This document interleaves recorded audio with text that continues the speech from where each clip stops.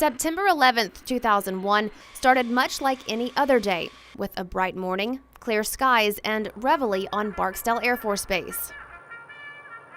But then things changed. A second airplane, a 727, just ran into the building. September 11th was one of those days everyone remembers where they were. 12 years ago, Colonel Andy Jabrera, Barksdale's current commander, was a nuclear bomber pilot. He says he was busy training without knowing how important that training would be.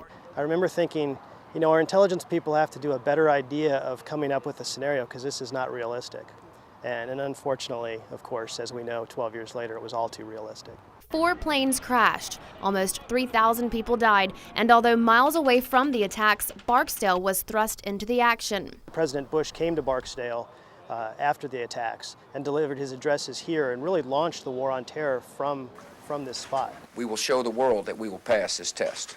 We were the first to drop bombs only 3 weeks after September 11th. It was the new beginning for Barksdale. And Barksdale is still fighting. Officials say 578 airmen are currently deployed because of these attacks.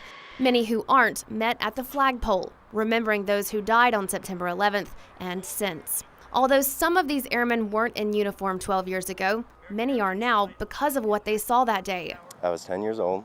Being so young, it's kind of hard to comprehend such a massive event. I wanted to be there with the fight, being able to help out the guys that were getting ready to go and fight the enemy. I was in the 7th grade and I was just a kid. That was one of the biggest things in my life that I've gone through or seen. And joining the military was definitely a big part of remembering that. So at Barksdale, this September 11th started much like any other day. A nice morning, blue skies, and this. A flag still flying.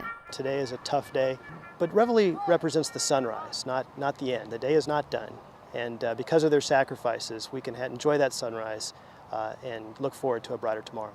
A brighter tomorrow, despite the darkest of days.